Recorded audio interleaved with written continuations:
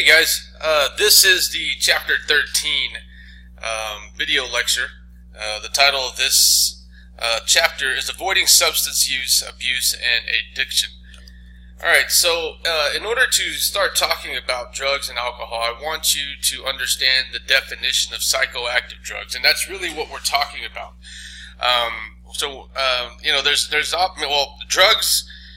Drugs are drugs.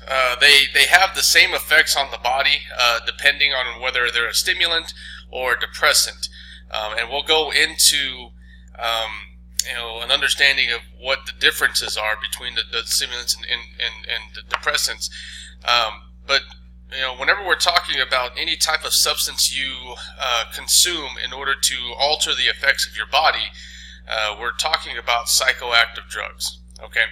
Alright, so psychoactive drugs are drugs that disrupt the normal functioning of the central nervous system by interrupting neurotransmitter function. Okay, and I'm going to talk to you guys about that in a second. All drugs that people abuse interfere with neurotransmitter production, transfer or receptor sensitivity, which again will either, if the production, the transfer, if the production and transfer are increased or the receptor sensitivity is enhanced, then that drug is considered a stimulant because it stimulates it. It makes everything go faster, makes everything go quicker. If the drug causes a decrease in production or a decrease in the speed of transfer or the decrease of sensitivity, then the drug is known as a depressant. Okay, that's really the basic definition between a stimulant and a depressant, and really that's the effects of any drugs in the body whenever we consume them. Okay, the highest rate of illegal drug use is among your age group, the 18 to 25 age group. So this is a rather important chapter in this course. Okay, so in order to understand the way that drugs work, I want to provide you with at least a simple overview of the nervous system. And what you see here on this slide is the basic unit of the nervous system, which is a neuron. Okay, so neuron is a nerve cell. There's several different types of cells in the body we've talked about throughout the semester. So this cell also contains the nucleus, the Golgi apparatus, the endoplasmic reticulum, the mitochondria, everything that's contained in a typical cell.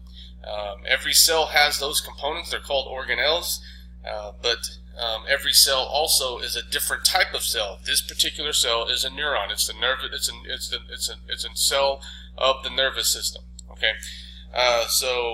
Just basic anatomy of the neuron. You start off with on the left side in this particular picture with the dendrites. The dendrites are the portion of the neuron that receives the electrical impulse from either the brain itself or from a previous neuron, depending on what's...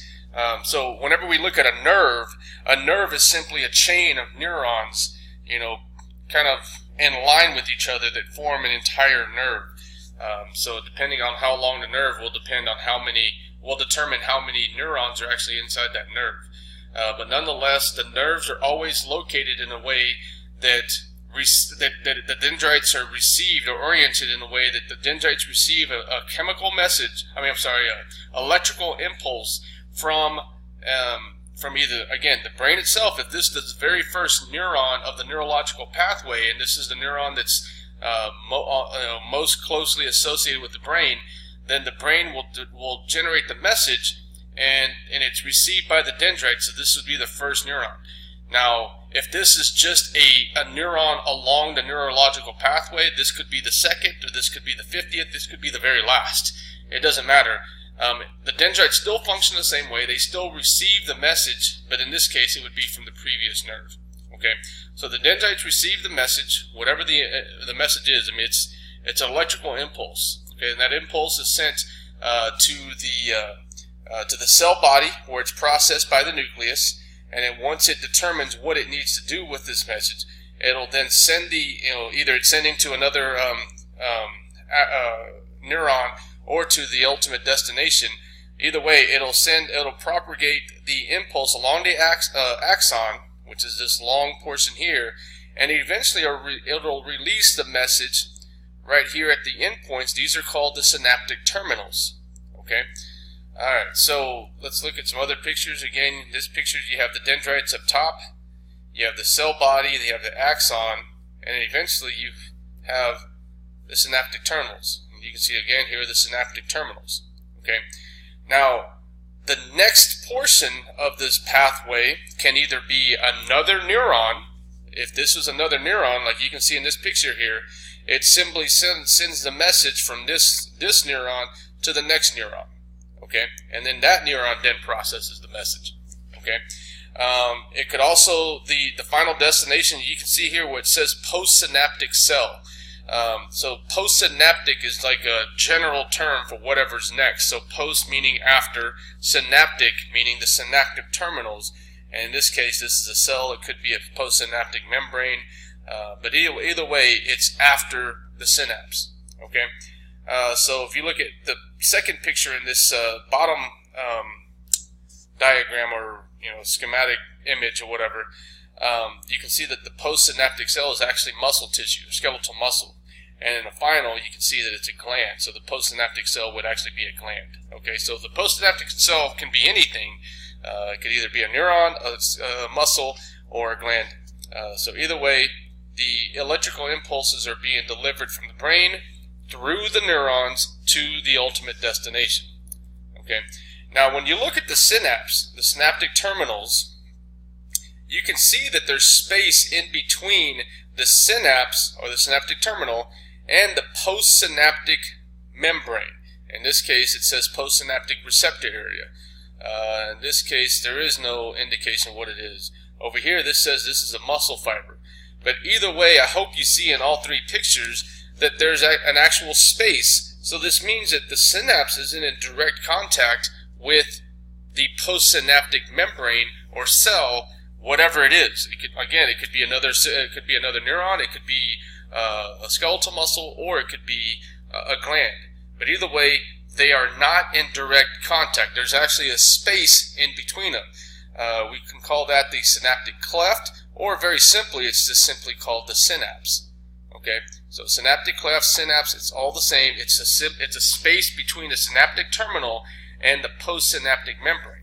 Okay, so this is where the psychoactive drugs will have in its effect on the nervous system. So in all actuality, whenever we consume drugs, we're affecting the nervous system. Okay, what's happening is so what typically happens whenever the brain generates a message and says, okay, I want this muscle to work, or I want these receptors to work, or I want this to be activated, whatever the brain wants the body to do, it generates a message. It's an electrical message. I'm not going to go into it in this class. Eventually you'll understand it in your physiology and your exercise physiology classes. But either way, the message is propagated along the axon all the way to the synaptic terminals. At this point, since it's not in direct contact, it has to have a way or a mechanism to transfer the message from the neuron to, in this case, the postsynaptic membrane, or the postsynaptic receptor area. Okay. Now you can see all these circles at the end of the synaptic terminals. Okay. These are you can see the picture. It says the synaptic vesicles. These house what's called a neurotransmitter. Okay, a neurotransmitter is simply a chemical messenger that's associated with the nervous system. Okay, so neurotransmitters. Some examples are acetylcholine, which is the ACH in this picture. Dopamine, serotonin. I mean, all of these are neurotransmitters. Okay. The one that we'll be focused on is acetylcholine, but that's I guess the neurotransmitter that we're most associated with in kinesis is acetylcholine, because it's responsible for sending messages to the skeletal muscle. But nonetheless, whatever neurotransmitter is being sent, it has to be released from these vesicles, and it goes into the synaptic cleft or the synapse, and then it's received by receptors on the postsynaptic membrane. Okay, so in this picture on the bottom, you can see the receptors. Those are prominent receptors, and you can see that they're located on the postsynaptic membrane. In this case, it's a muscle fiber. In this picture here, you can see that these indentations are representing receptors, but nonetheless, and then you can see that there's neurotransmitters being transferred from the synaptic vesicles in the synaptic the terminal, or the synaptic knobs, and then it's being received by the receptors on the postsynaptic membrane.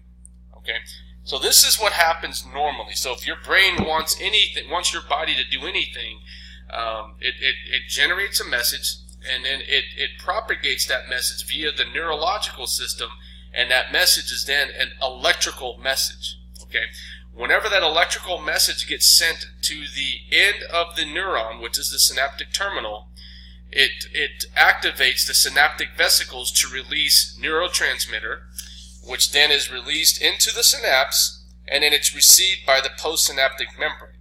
Okay, so again, this postsynaptic membrane could be another neuron. If that's the case, then it just simply activates an electrical message on that next neuron. But if it's the muscle, then it activates the process of muscle contraction. Okay, so either way, or if it's a gland, it'll activate the production of a new hormone, whatever that gland is responsible for. Okay, so that happens naturally. Okay, all right. So let's talk about the differences between a stimulant and a depressant.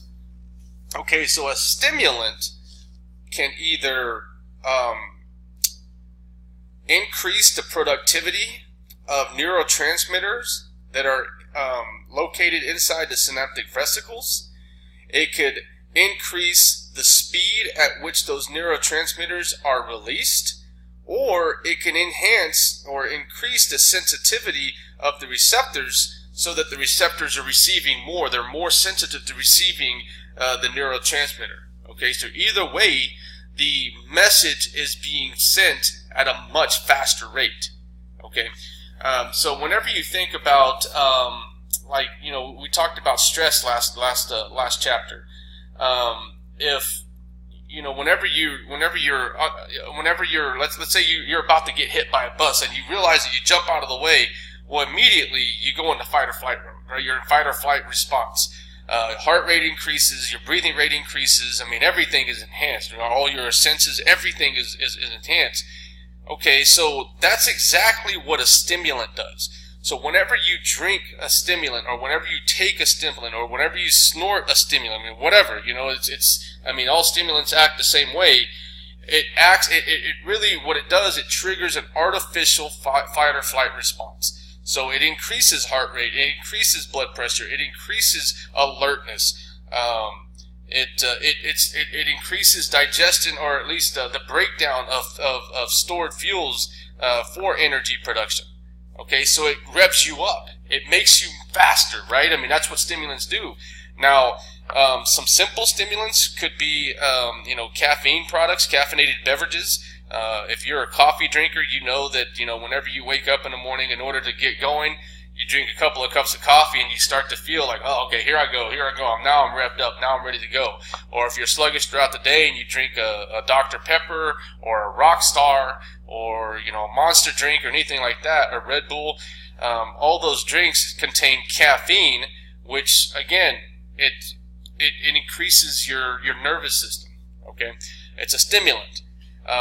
Nicotine, you know, smokers, you know, a lot of smokers, you know, the reason why they're addicted to nicotine is it's not because of a taste, it's because of the way they feel. Whenever they're not under the influence of nicotine, they get sluggish, they get lethargic, they need to smoke, so they go smoke and they get that nicotine in their blood, and it speeds up the nervous system. So that's why it's called a stimulant. Some of the more powerful stimulants would be like the methamphetamines, which, you know, obviously is illegal, and cocaine. I mean, that's another stimulant. So whenever someone is under the influence of those drugs, it really speeds up the nervous system. So people get, you know, it's like, I guess the phrase, they get wired, and that's the reason why, is because either production of the neurotransmitters is increased, the release of production is increased, or the sensitivity of the receptors is enhanced. Either way, the nervous system speeds up. Okay. Now, depressants, on the other hand, you know, some of the sleeping pills, the muscle relaxers, you know, the Valium, Xanax, Propofol, even like roofies, that's a date rape drug, alcohol, cannabis or THC, well, it's actually THC. Those do the opposite. They slow down the nervous system. They're depressants. So they either slow down production of the neurotransmitters in the synaptic vesicles, they slow down the release of neurotransmitters in the synaptic vesicles, or they decrease the sensitivity of the receptors. Okay, so for example, pain blockers, like whenever you take a pain medication, what it's doing, it's just decreasing the sensitivity of the receptors. So whenever these neurotransmitters are released, those receptors don't receive the neurotransmitters. Therefore, the pain or whatever, if this is a pain receptor, it's no longer activated. So, you still may be suffering from an injury, but you're not feeling the pain because those receptors have been desensitized, at least temporarily. Okay, so again, looking at some of the least powerful, well, there's not necessarily least powerful like there are powerful stimulants, but there are definitely powerful depressants. The Valium, the Xanax, all of those are addictive. But then you get into like, alcohol. If you've consumed enough alcohol, it'll slow your body down to the point where you become unconscious. Your nervous system just isn't functioning. It slows it down. And then, the heroin and the opioid products, they just slow your body down again to where you reach a subconscious state. So those are the depressants. So hopefully you understand that, stimulants and depressants, they affect the same areas of the nervous system, just in opposite ways. Okay? All right, so going back to the discussion of how they affect our body. Every time, look at what this says on this slide. The second line says that we become addicted every time we use a drug. And that's true. That's true. You might not realize it, and you might not think of it that way. But if you think about it, if you're a coffee drinker, or if you're a smoker, or if you know anybody who's a coffee drinker or a smoker, you know that in order to get their day started, they have to drink a cup of coffee or they have to smoke a cigarette. Else they can't really get going. Now, you may be like a social drinker or a social smoker, where, you smoke a cigarette, like once every month or so. If that's the case, then you become addicted, but the addiction is so weak that it's easy for you to overcome that addiction. So, you may experience the withdrawal symptoms, which I'll talk about in a second, but they're so weak that you're just like, after a couple of hours, I'll feel fine, and you're over the addiction. However, there's been cases, and it's well documented, that people who are addicted to caffeine, they become addicted to caffeine the very first time they use it, because their body reestablishes a new homeostasis, and that new homeostasis is so far from the normal homeostasis that whenever they achieve the normal homeostasis, that they are actually experiencing withdrawals. They actually experience sluggishness and lethargy. So they're constantly looking for their next hit so they can go back to their newly established homeostasis. Okay, so just to give you an idea of what I'm talking about, I've tried to develop a slide that kind of depicts what I'm talking about. Okay, so to understand, first of all, let's look at homeostasis.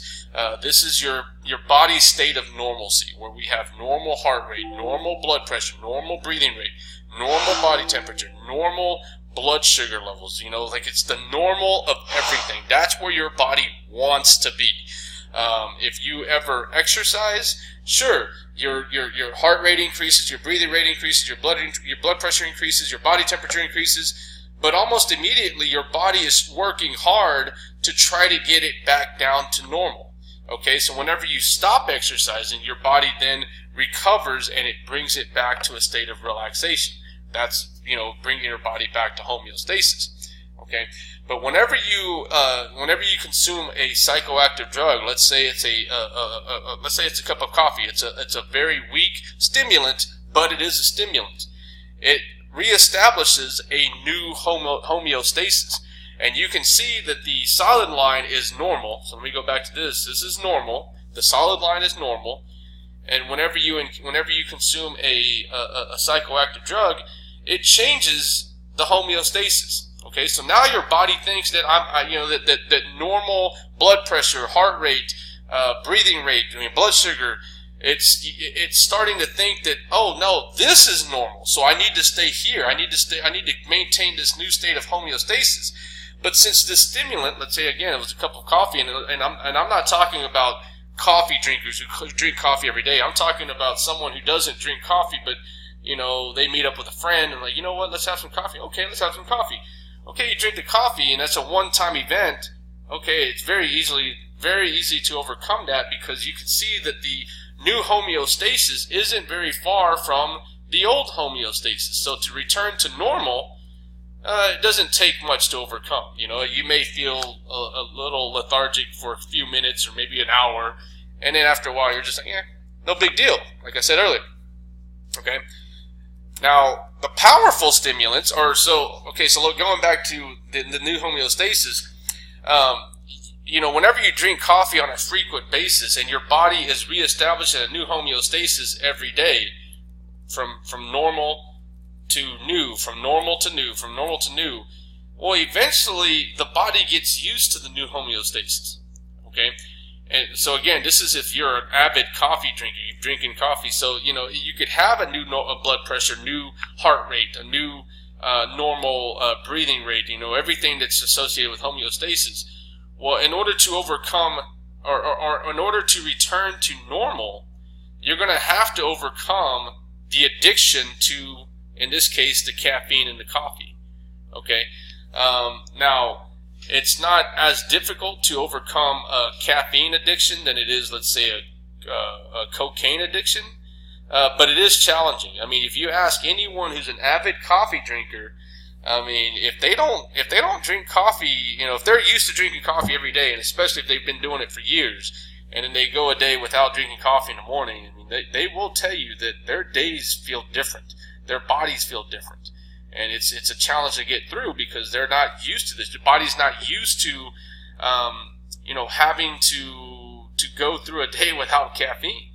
Okay, but if they were able to sustain, from drinking coffee or abstain from drinking coffee for 2 days, 3 days, 4 days, a week, 2 weeks, 3 weeks, eventually they'll be able to overcome that addiction, and their body returns back to the normal homeostasis.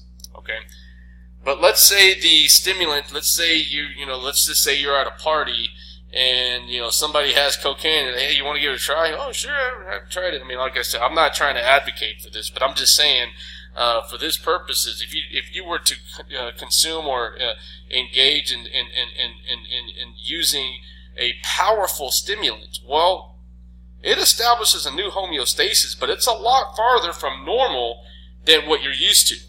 Okay, so going back to normal homeostasis is here at the solid line. This is a weak stimulant. This is a powerful stimulant. All right, so now we're looking at a heart rate that could even go beyond maximum heart rate, which naturally is impossible. But it's been documented that people who are under the influence of methamphetamine or cocaine, some of the powerful stimulants, their heart rate is well beyond their maximum heart rate. Their maximum heart rate should be 220 minus their age, but these people have heart rates in like the 300 range because their heart is just racing so fast. I mean, the nervous system is just out of control fast. And whenever their body starts to try to return back to a normal state of homeostasis, a normal state of normalcy, it's very challenging even after the first time. So again, people who become addicted to cocaine lots of times get addicted after, at their first time engaging in that behavior. And then if it's sustained behavior, someone who's constantly engaged in cocaine use or methamphetamine use, I mean, to overcome that powerful of an addiction is, I mean, it's not impossible, but it's extremely challenging. Now, I don't know this, but, you know, it's been well documented that, you know, people who are under the influence or at least addicted to some of the powerful stimulants, it takes a long time and a lot of effort and a lot of intervention to help them overcome that addiction. And that's the reason why, is because their new homeostasis is so far from normal, and their body wants to be at homeostasis, so it tries its hardest to be at its new state of homeostasis, that it takes the body a long time to reestablish at normal. Okay, same thing happens with depressants. You have some weak depressants, you know, like prescription, you know, like for example, if you have a surgery and they give you Valium as a pain blocker, that's considered a weak depressant. It can be addicting, and it is addicting for some people. But you know, if you consume it to alleviate your pain after recovering from surgery, and then eventually you wean yourself off of it, it's not too challenging to overcome that addiction. But if you're constantly ingesting depressants or painkillers, or you know, whatever the depressant, barbiturates or you know, muscle relaxers, whatever, Xanax, Valium, it doesn't matter. If you do that on a constant basis, eventually you get to the point where the addiction becomes more challenging to overcome. Okay, but just like the powerful stimulants, you have powerful depressants that reestablish a new homeostasis. And in this case, instead of a fast heart rate, you know, well beyond, you know, maximum, heart rate is starting to get down to like critical levels. You know, instead of, you know, normal heart rate is 60 to 100, about 100 beats per minute. I mean, it's been well documented, people who are under the influence of some powerful stimulants like heroin, you know, their heart rate is like 8 to 10 beats per minute. In fact, that's how people die of overdose, is their heart rate their heart is pumping so slow that blood eventually just isn't being delivered to the brain fast enough. And that's essentially how they die of overdose.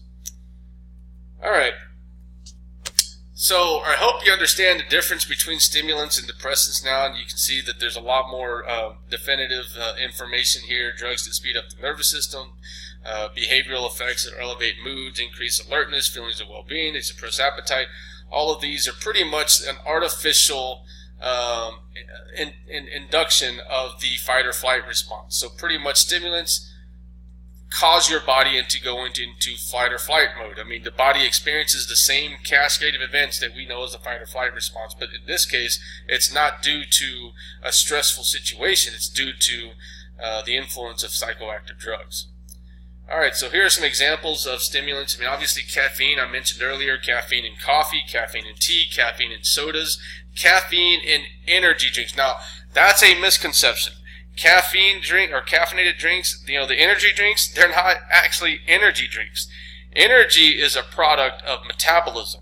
And you remember our discussion of nutrition, where carbohydrates, proteins, and fats enter the cell along with oxygen, and they enter the mitochondria, or mitochondria eventually produces energy in the form of ATP.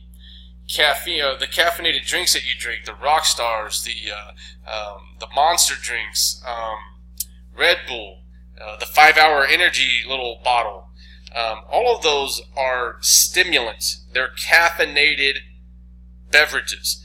They affect the nervous system. They don't produce energy.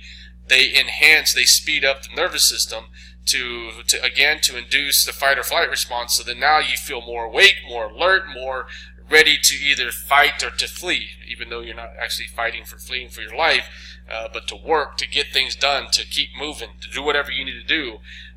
These drinks can help you, but they're not producing energy. They don't have any nutrients. They do have caffeine, which is a stimulant. Okay, nicotine does the same thing. Either the smoking cigarettes or the smokeless tobacco. Either way, nicotine enters the bloodstream, and it stimulates the nervous system. Okay, so if you're not familiar, I mean, I'm sure most of you are familiar with smoking. I mean, not that you do it, but at least you know what it is. The stimulant is nicotine, but there's like 400 cancer-causing agents, including the tar that builds up in the lungs. You can see the smoker's lung at the top of the page. The smokeless tobacco, there's two different types. There's the snuff, which you can see in those pictures where they come in cans. It's pretty much dried up tobacco leaves, and they're compacted into a can, like the one that you see in the picture, the middle picture. And users, they pinch off a chunk, and you can see from the picture how much is in his fingers, and they put that in between, just behind their lip, in between their gum and their lip. And what it does, it has a microscopic fiberglass located inside the tobacco, and that kind of rips up the skin so that the nicotine can go into the bloodstream. Okay, and that's how nicotine enters the bloodstream using tobacco. With any tobacco use, there's a significant risk of cancer, and if you're a tobacco user, I don't mean to scare you off with these pictures, but if you're a tobacco user, don't wait till you see something like this. Something like this is the beginning of cancer. So if you're a tobacco user, you know who you are. I'm not going to ask, and I don't really. I care about you, but I don't care to know. That's not my business. It's your business. Hopefully, from this class, you understand the negative effects of smoking and tobacco use, so you'll stop. But again, it's your decision.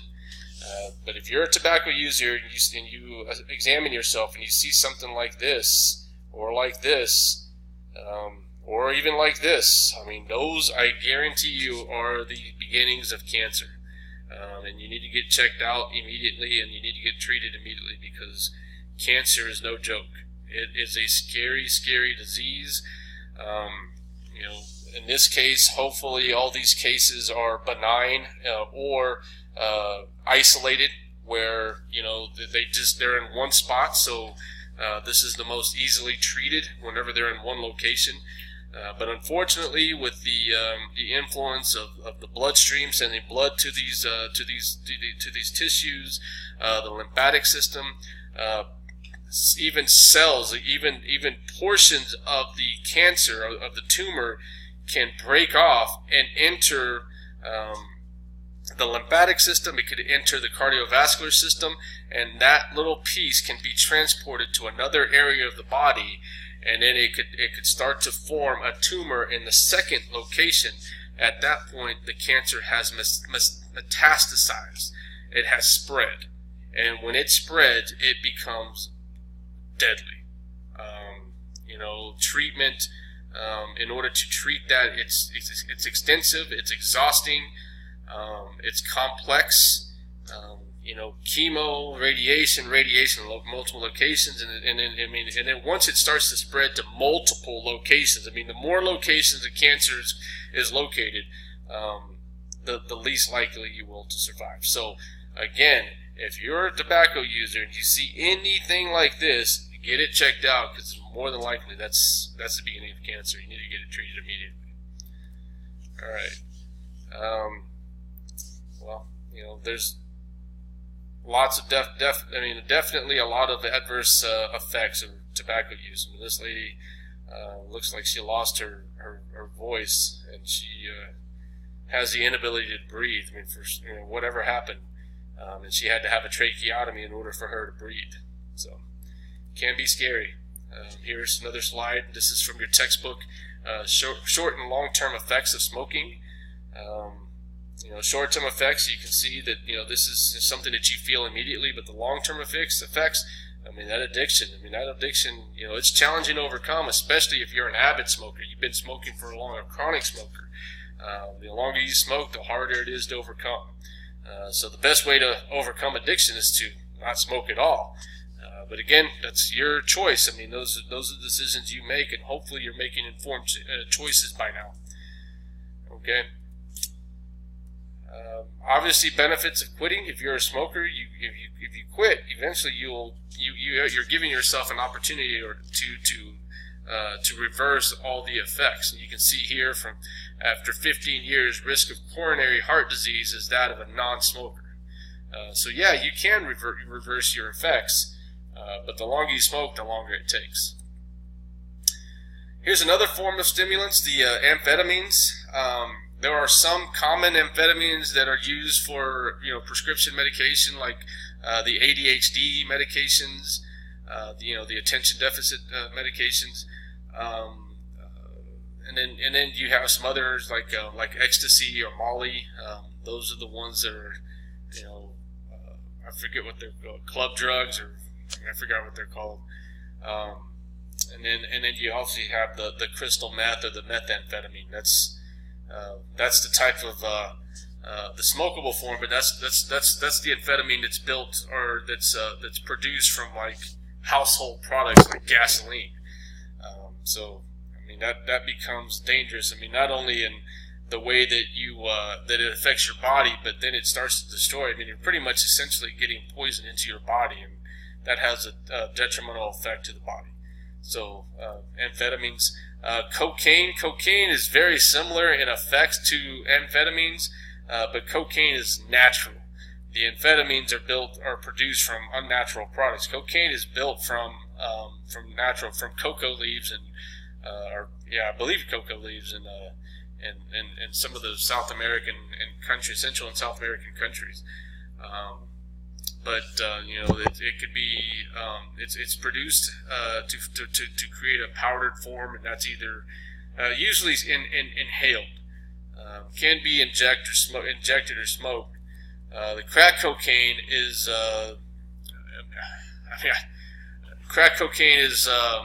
it's cocaine, but in order to produce more, the drug dealers, they cut it with like baking soda or flour or something like that. It still has enough cocaine in it to get people to help people feel the effects of cocaine. It does create an addiction, but most of it is either baking powder or flour, which kind of reduces the effects, and it causes the user to want more. So people are addicted; they want more. They're trying to accomplish that first high, or that high they experienced whenever they took a hit of actual cocaine. And that's why these drugs are so detrimental, is because it's the addiction. It's not so much what they do the first time you do it. It's about how they change your life. I mean, people who are addicted to cocaine are constantly looking for their next hit, which causes them to be unproductive at work, to skip work, just so to spend all their money. Instead of all their money they're earning at work to fund their addiction, rather than to provide for their own life or their family. So, it can be detrimental. So, please make wise decisions. Depressants, on the other hand, they do the opposite. They still have an effect, and they still can have a detrimental and even life-threatening effect. So they slow down the nervous system, and here's some effects. It causes drowsiness, impaired judgment, poor coordination. If you've ever been under the influence of alcohol or any drug that has caused you to go unconscious, whether it's a surgery like anesthesia, any pain relaxer, even like local anesthetics, like whenever you go to the dentist and they just numb your gums. It causes you to talk differently. So everything changes whenever your nervous system slows down, or it's affected by the depressants. Inhalants are depressants, a lot of inhalants are, and I want to make sure that you guys understand this, because if you're ever using any of these products, it's important to be in a ventilated area. If you're in a closed space where you're working with gasoline, you can actually be addicted, or you can actually get addicted and be under the effects of a depressant. So whenever you're working with these products, be careful. The benzodiazepines and the barbiturates, these are the pain relievers or the muscle relaxers. So this is what doctors prescribe for relaxation, for sleep, for pain blocking, or for pain. So Xanax, Valium, Vicodin, Ambien, Propofol. Propofol was the drug that killed Michael Jackson. I don't know if you guys are old enough to know who Michael Jackson is now, but the first time I taught this class, I think it was like right after Michael Jackson had passed away, so the students knew. Roofies or Rohypnol, the date rape drug, it has the depressing effect. So if you're slipped a roofie in a drink and you drink it, it'll cause you to slow down, especially if you're already under the influence of alcohol. Alcohol is another depressant. Cannabis, any marijuana product. There's a lot of debate on whether or not marijuana should be legal. I know a lot of states in the elections over the last couple of years have more and more have legalized marijuana in their state, and pretty much the argument is that if we're allowed to drink alcohol, then why aren't we allowed to smoke marijuana? And I guess that's a valid argument. We do allow our country to drink alcohol once they get to a certain age, so marijuana does pretty much the same thing. Behaviorally, it depresses the body. It allows the body to go into a relaxed mood. It impairs any type of memory, and it prevents or it decreases attention ability. Very, very similar effects to alcohol. So I can understand what the debate is. I couldn't care less. It doesn't matter to me one bit. But and I'm not advocating or opposing. But I get the validation. I understand it. It's not like this is an unnatural product. This is a natural product. It's grown mostly in other countries, and that's probably one of the reasons why it hasn't been legalized in the U.S. But in terms of effects, very similar effects to alcohol, which is legal. So here are the states that have legalized marijuana, either for recreational use or medical use. So all the green states are at least have it for medical use, and then you can see that the neon green states have actually legalized it for recreational purposes. So you can actually purchase it legally and smoke it legally for recreational purpose at leisure. Okay, I'm almost certain that eventually every state in the U.S. is going to legalize marijuana, but it's just a matter of time. All right, so the opium products, these are the most powerful depressants. The biggest example is heroin, but definitely not the only example. But more than likely, when we talk about opium addiction, we're talking about people who are addicted to heroin. The codeines, the morphines, those are all also opium products. Those are pain blockers, so pain relievers. So whenever you're in surgery, you usually get a dosage of codeine, sometimes even morphine. But I know morphine is used for war, because it's almost an immediate effect, especially if somebody's been injured. So the strong physical and psychological dependence, dreamlike euphoria, so it taps into your subconscious. It's injected, so people increase their risk of HIV and AIDS if they're sharing needles. And it can cause cardiac arrhythmia. Again, the depressants. Sorry to show you those pictures, but the depressants they slow down the nervous system to the point where the heart just isn't beating enough, and that's really what happens. That's how they pass away. I thought I had pictures of the heart. All right, so the depressant that I want to focus in on is alcohol, because it's probably the most commonly abused depressant or drug amongst your age group.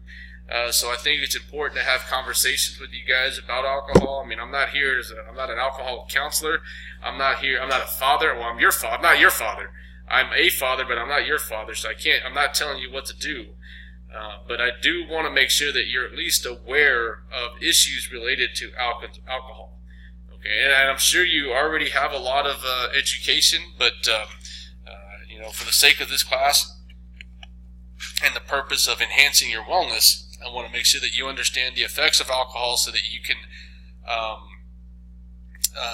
have the opportunity to determine your commitment to engaging in alcohol or not engaging in alcohol. Okay, so again, it is a depressant. It does slow down the nervous system, just like any depressant. It actually does serve as a pain blocker. So perhaps you've experienced any situation where you got hurt while you were under the influence, and then the next day you're like, hey, what happened? How did I get hurt? How did I injure myself? I didn't feel it last night. That's happened, and that's happened with any other depressant. Let's see. So, all right. So drinking too much. So it's important to understand. Okay. So first of all, I'm going to talk about the different types of alcohol in a second, but let's talk about in general what happens to drinking too much alcohol, whether it's beer, liquor, wine, whatever. Injury and death from falls. I mean, you start to lose coordination, you lose your balance, you lose their depth perception. So you on a normal day you might realize that you're a certain distance away from a cliff or from the edge of a walkway or a building or a bridge or something. Whereas whenever you're under the influence, you lose your depth perception, and you don't actually know where you are in space. So you can have injuries from death, falls, fire, drowning, or even violent behavior, engaging in violent behavior. Driving accidents, obviously, but that could happen again with any depressants. It increases the likelihood of engaging in risky sexual activity because your inhibitions are altered. Okay, so you're at more risk for being victim to any sexual assault. If you drink too much, or if you drink too much in too short of a period of time, it can lead to alcohol poisoning, which then becomes life-threatening. Because the poisoning actually starts to alter metabolism inside the body, and if metabolism is completely ceased, and you're not allowed to produce the energy needed for the heart to beat, then the heart will stop beating. Again, it's important to understand. I mean, even whenever you are drinking, the different types of alcohol and how much you can handle and the amount of time that you're drinking. The ADH inhibitor and the property, there's a property of alcohol that inhibits the antidiuretic hormone. So antidiuretic hormone is produced by the body, and it has an effect on the kidneys that allows us to maintain certain levels of hydration. So to maintain the hydration levels throughout our optimal hydration levels throughout our body. Whenever this hormone is inhibited, it leads us to urinate. I mean, our body doesn't have the ability to hold on to the water that's inside its body, so it starts to just release whatever we have, and we urinate. So if you've ever experienced a hangover, it's usually because you urinated so much that you are dehydrated. So whenever you sleep in dehydration, your body starts to shut down. So when you wake up in the morning, you feel horrible, and it's not so much because you drank too much; it's because you are dehydrated, and it takes hours, even a day or two, to restore your hydration levels to where it's proper functioning levels, and you start to feel better again. Okay, the concept of blood alcohol concentration. This is how much alcohol is in your blood. Okay, now look at these percentages. You see the very top where you become legally drunk between 0.08% and 0.1%. Now look at those numbers. That's not 8% of your blood. That's not 10% of your blood. That's 0.08% of your blood. That's less than 1%. Okay? So it doesn't take much alcohol located in your blood to be determined or to be deemed legally drunk. Okay? So, and obviously there's different factors that will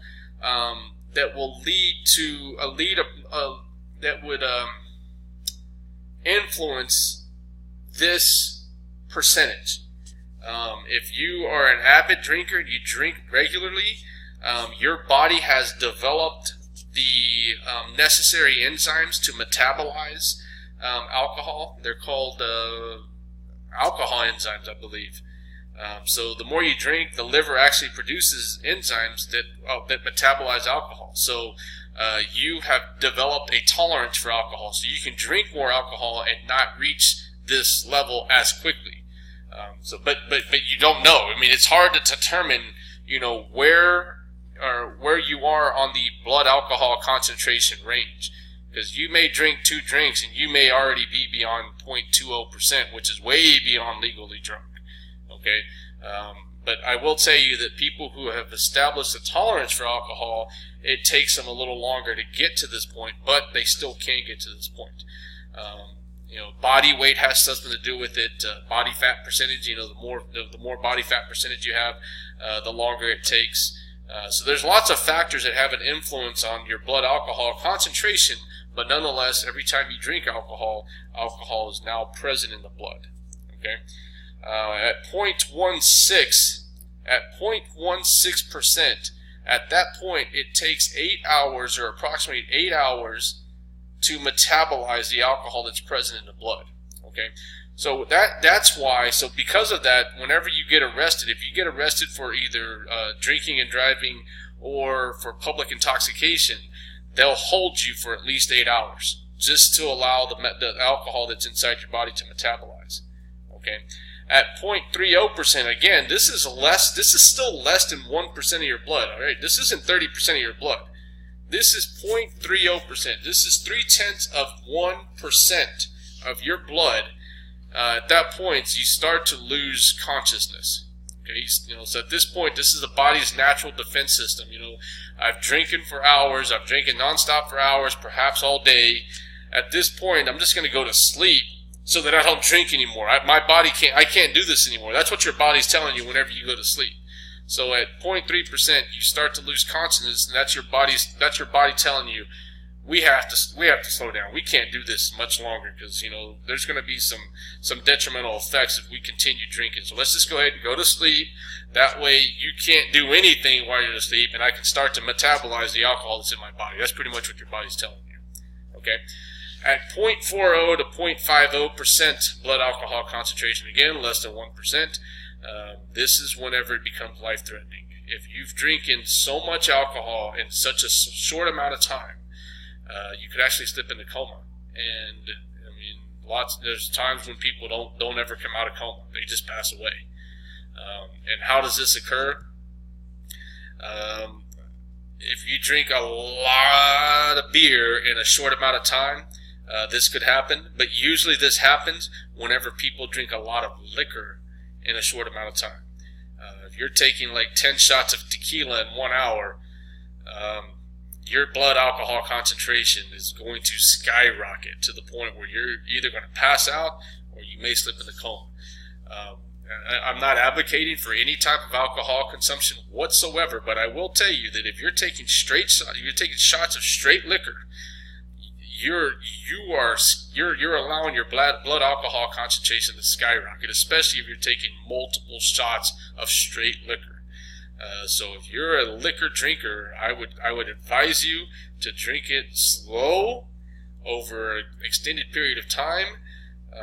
Taking shots of straight tequila, vodka, whiskey, any straight liquor is going to put yourself at risk. So, be extremely careful if you decide to do any kind of alcohol, consumption. If your blood alcohol, concentration gets to 0.60 to 0.7% of your blood content, there's just no way to survive that. By that time, the alcohol is pretty much blocking every metabolic process in the body, and your body can't function anything. It can't contract. The heart can't contract. It can't pump blood. Nothing can happen. Your body just loses complete function. So death ensues. So here are some charts that have that show influences for blood alcohol content. So time and body weight in this case. Here are some different types of alcohol. You have beer, you have wine, you have mixed drinks.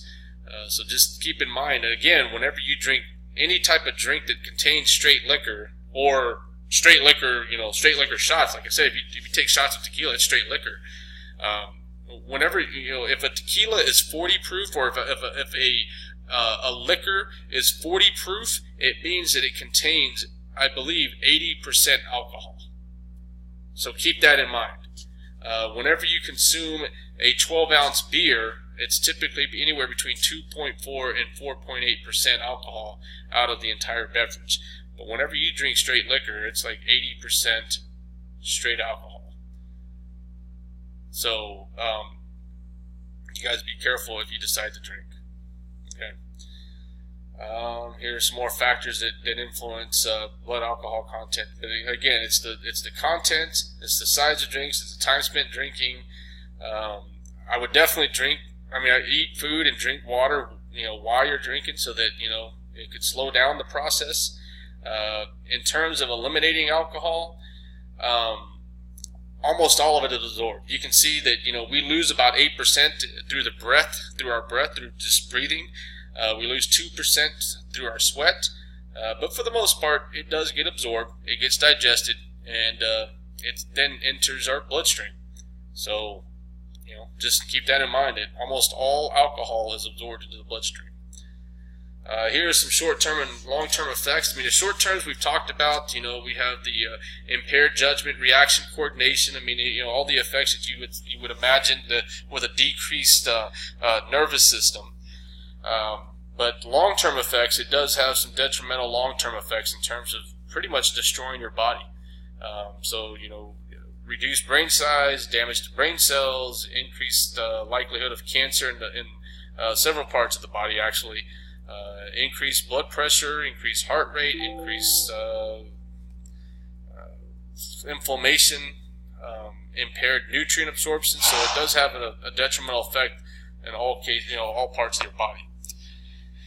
Alcoholism is a disease. It's a progressive disease, but it's a result of chronic drinking, where a person loses control. Like, they need to drink.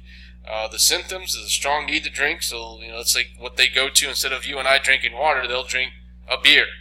The inability to limit themselves, the dependence, and then the tolerance is is increased to the point where it takes a lot more alcohol to get them to feel the effects of alcohol than normal people.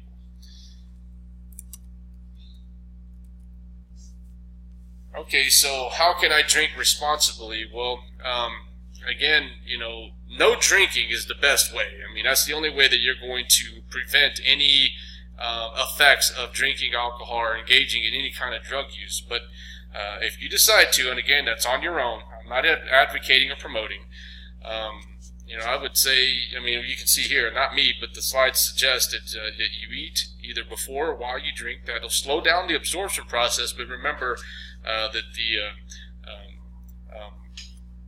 alcohol is going to get absorbed. It's almost 90% absorption rate. I would definitely pace yourself. Try to determine a good pace to where you can have fun and everything, but you're not to the point where you're starting to lose control of your body and your coordination, your balance, and everything. It says here to alternate between alcoholic and non-alcoholic drinks. Water, sodas. All those are good alternatives. At least if you're trying to balance out throughout the night. You can determine how many drinks you're going to have, so that once you reach that limit, that predetermined limit, you can stop drinking. So that could help. I know a lot of you are college students, so you may be around people who are drinking games, or or who are playing drinking games. Obviously, the playing those games will increase the likelihood of drinking a lot of alcohol in a short amount of time. This is a good suggestion. Whenever you go out, always designate a sober, or a designated driver. And if you're a group of friends, then obviously you can rotate every party. It's like, okay, I'll do it this time, you do it the next time, so on and so forth. And then, obviously avoiding parties altogether. But just keep in mind that there are some detrimental effects to drinking. So if you ever start drinking, if you ever drink, you just have to know ahead of time that you're putting yourself at potential risk. So please, please, please be careful and consider, all of the alternatives. Here's a video. if you want to see this video, just copy this, or you can type in "sloppy spring breaker ABC News video" into the Google search bar, and it'll send you to the video, and you can watch that. All right, guys. Well, that concludes my discussion on substance abuse, on addiction, alcohol, drugs. This is chapter 13. I still have one chapter to go. I have chapter 14, which is sexual health, and I will post that soon. All right, you guys have any questions, let me know.